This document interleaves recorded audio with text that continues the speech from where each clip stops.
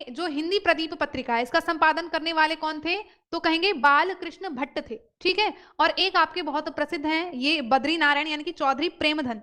इन्होंने कौन सी पत्रिका का संपादन किया? तो इनकी है आपकी आनंद कादंबिनी। क्या है? आनंद कादंबिनी चौधरी प्रेमधन की। ये इस पत्रिका का संपादन किया था आपके चौधरी प्रेमधन ने। ठीक है। आगे बढ़ते हैं नेक्स्ट सेशन में। तो सेशन नहीं, नेक्स्ट प्रश्न पर। सूर्योदय शब्द का संधि विच्छेद बताइएगा और इसका विग्रह तो है ही है, साथ में संधि का नाम भी आपको बताना है। संधि का नाम भी आपको बताना है। सूर्योदय, सूर्य और उदय, आप देख रहे हैं सूर्य और उदय सूर्योदय, तो क्या हो जाएगा भाई? बी ऑप्शन आपका सही जवाब। सूर्य और उदय सूर्योदय। ए को ए और उ को मिलकर ओ हो जाता है। ठीक है। नेक्स्ट देखेंगे आपका क्या यथाशक्ति में समास है अव्यय भाव तत्पुरुष द्विगु की कर्मधार है। पूर्व पद जब अव्यय होता है तो वहां अव्यय भाव समास होता है, यानी कि पूर्व पद में उपसर्ग का प्रयोग हो, सभी उपसर्ग अव्यय कहलाते हैं।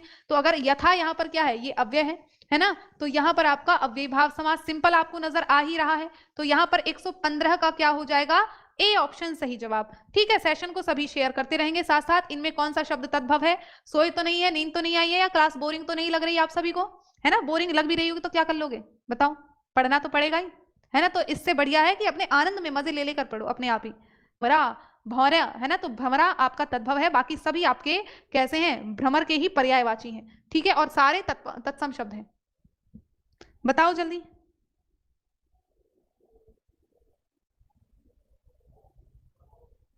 किसको कहते हैं? अंगूठी को कहते हैं। किसको कहते हैं? अंगूठी को कहते हैं। आपका डी ऑप्शन सही जवाब हो जाता है। ठीक है, चलिएगा। निम्न में से कौन सा निबंध हजारी प्रसाद द्विवेदी का नहीं है? नकारात्मक पूछा है। अशोक के फूल, कुटज, विचार प्रवाह, वृत्त और विकास, बताओ जल्दी कौन सा हमारा हजारी प्रसाद द्विवेदी का निबंध नहीं है?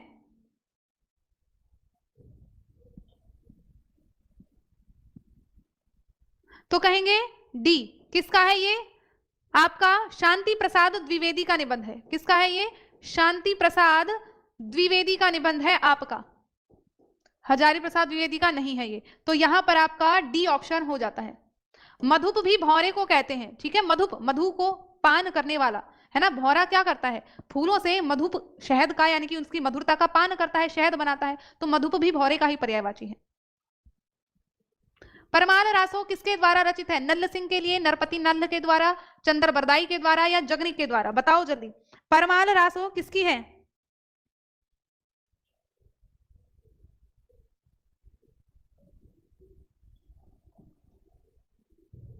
देखो अगर बात करें परमाल रासो, तो परमाल रासो किसकी है? ये जगनिक की है, जो आल्हा खंड में लिखी गई है ना, जो आल्हा खंड में लिखी गई है। आल्हा खंड में वीर रस की प्रधानता होती है। कौन से रस की? ये अभी मैंने पीछे भी बताया। तो इसमें वीर रस की प्रधानता होती है। चंद्रबरदाई की क्या है? पृथ्वीराज रासो, है ना। पृथ्वीराज रासो किसकी है? ये चंद्रबरदाई की है। नल्ल सिंह की क्या है? नल्ल सिंह की है आपकी विजयपाल रासो। क्या है? तो कहेंगे विजयपाल रासो आपकी नल्ल सिंह की है। और बता दो नरपति नाल्ह किसकी है? फिर आपकी बचती है नरपति नाल्ह। तो ये हमारे बीसल देव रासो, इनकी जो रचना है नरपति नाल्ह की, बीसल देव रासो है। बीसल देव रासो।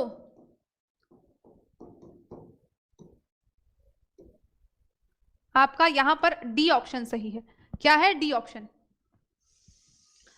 दुल्हिन गावहु मंगलाचार, हम घरी आए राजा राम भरतार, ये किसकी पंक्तियां हैं? तुलसीदास, कबीरदास, सूरदास, रईदास, बताओ जल्दी।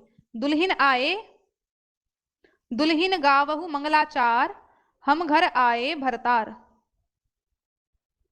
भाई ये आपकी कबीरदास जी की पंक्ति है। किसकी है ये? हम पास हो जाएं, फेल कोई ना हो। हाँ, कोई नहीं होगा फेल, दिक्कत नहीं लेनी है, कबीरदास जी हैं तो क्या ही दिक्कत है। आ जाओ आगे। मृगावती किसकी रचना है? उस्मान की, मंजन की, कुतुबन की जायसी की, बताओ जल्दी। मृगावती किसकी रचना है?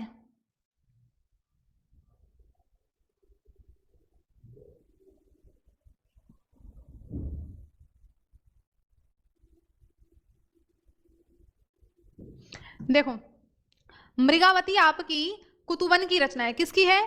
कुतुबन की रचना है आपकी मृगावती। बहुत शानदार। भाई सी पर क्यों जा रहे हो? बी होगा आपका। कुतुबन की रचना है आपकी मृगावती।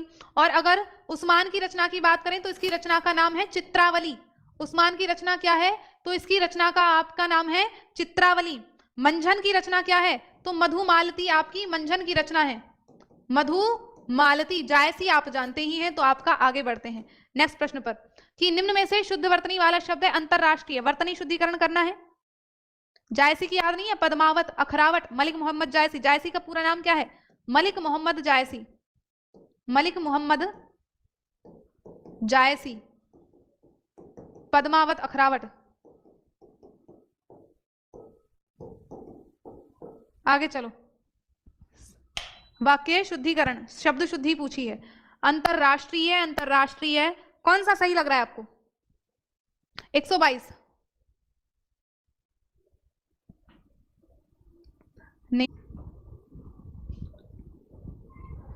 C option. भाई सी कैसे हो जाएगा? अंतरराष्ट्रीय, ये ए ऑप्शन आपका सही है। इसमें आप देख रहे हो र जो है तय के ऊपर है, जबकि र त के ऊपर नहीं होकर आ के ऊपर होता है। ठीक है, किसके ऊपर होता है? आ के ऊपर होता है। ठीक है, तो इसलिए ये वाला र इन्होंने गलत प्रयोग कर दिया, तो सी पर नहीं जाएंगे, ए पर जाएंगे। आगे कुआं पीछे खाई का क्या अर्थ है? जो वर्तमान में स्टूडेंट के साथ चल रही है ना समस्या, हम और आपके साथ, आगे कुआं पीछे खाई वाला मामला है कि इधर सीटेट भी, उधर यूपी टेट भी, उधर एलटी ग्रेड भी है, पता नहीं चल रहा किसकी तैयारी करें, है ना। और किसी की भी ना करें तो भैया ब्याह कर देंगे घर वाले, तो वो वाला मामला है। तो आगे कुआं पीछे खाई, चारों तरफ जल ही जल है, रास्ते का बंद होना, दोनों और मुसीबत, या बीच में निकल भागना। तो आगे कुआं पीछे खाई यानी कि दोनों तरफ मुसीबत ही मुसीबत है, करें तो क्या करें। तो यहां पर आपका सी ऑप्शन सही जवाब हो जाता है। रामचरितमानस की भाषा क्या है? अवधी, ब्रज, खड़ी बोली की भोजपुरी? बताओ जल्दी, रामचरितमानस की भाषा क्या है? किसकी रचना है? और ये हम जानते हैं भाई तुलसीदास जी की रचना है। रामचरितमानस किसकी है? तुलसीदास की रचना। और तुलसीदास ने ये अवधी भाषा में लिखा है। ठीक है, कौन सी भाषा में लिखा है? तो कहेंगे अवधी भाषा में इन्होंने इस ग्रंथ की रचना की है। हाँ बिल्कुल, रचना वाला कंटेंट भी कराएंगे आरती, क्यों दिक्कत ले रहे हो? सब करवाएंगे, दिक्कत नहीं लेनी। आदिकाल के लिए वीर गाथा काल किसने प्रस्तावित किया? ये प्रश्न भी बहुत जरूरी है। तो डॉक्टर रामकुमार वर्मा ने, महामहिम पंडित रामचंद्र शुक्ल ने, या हजारी प्रसाद द्विवेदी ने। देखो रामचंद्र शुक्ल की बात करें तो इन्होंने इसको वीर गाथा काल कहा है, वीर गाथा काल कहा है। राहुल सांकृत्यायन की बात करें तो इन्होंने सिद्ध सामंत काल कहा है आदिकाल को। क्या कहा है? सिद्ध सामंत काल कहा है आपके राहुल सांकृत्यायन ने। ठीक है, तो यहां पर आपका सी ऑप्शन सही जवाब है। नेक्स्ट चलते हैं, उत्कर्ष शब्द का विलोम लिखिए। पतन, अपकर्ष, अपभ्रष्ट की विकर्ष बताइएगा।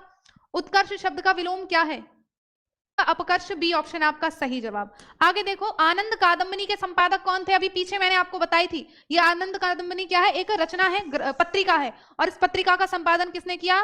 चंद्रधर शर्मा गुलेरी ने की, चौधरी प्रेमधन ने। अभी पीछे ही हमने पढ़ा था कि आनंद कादंबनी ग्रंथ पुत्र को, सुत यानी पुत्र को कहते हैं। और इसको जब स्त्रीलिंग बनाएंगे तो हम कर देते हैं सुता, है ना। सुता यानी कि पुत्री, तो इसमें आप प्रत्यय जोड़ेंगे और आपका स्त्रीलिंग बन जाएगा। ठीक है, सुत का मतलब होता है पुत्र और पुत्री कह देंगे सुता।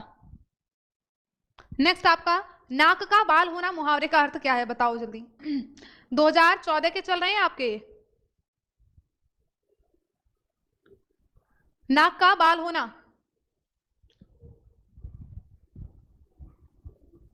कहते हैं ना भाई ये तो नाक का बाल है, यानी कि बहुत ही प्रिय होना। अब नाक का बाल तो कोई उखाड़ता नहीं है, वो अलग बात है, सुंदरता के चक्कर में लोग जन कहाँ कहाँ के बाल उखड़वा रहे हैं, है ना। लेकिन इतना प्रिय होता है, अगर उखाड़ दिया तो दर्द देगा बहुत, है ना। कि अगर तुम्हारा कोई बहुत प्रिय है, उसके साथ तुमने धोखा कर दिया तो फिर दर्द भी होता है।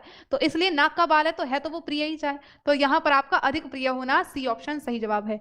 अश्व का पर्यायवाची शब्द निम्न में से कौन सा नहीं है? घोड़ा, घोटक, कटक है, बताओ जी कौन सा नहीं है? अश्व का पर्यायवाची कौन सा नहीं है?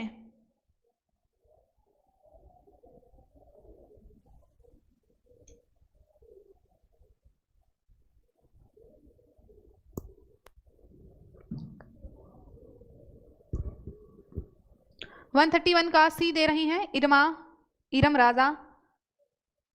सी पक्का, सभी का बहुत शानदार। घोड़ा, घोटक है, अश्व, बाजी, तुरंग, ये सभी उसके। लेकिन कटक, कटक एक तो स्थान का भी नाम कहते हैं ना, अटक से कटक तक, कश्मीर से कन्याकुमारी तक भारत की जो सीमाएं बताते हैं, है ना। और कटक समूह को भी कहते हैं, किसको कहते हैं? समूह को भी कटक कहा जाता है। आगे चलें, जो एक स्थान पर टिककर नहीं रहता, उसके लिए एक शब्द कौन सा है? जो एक स्थान पर टिककर नहीं रहता,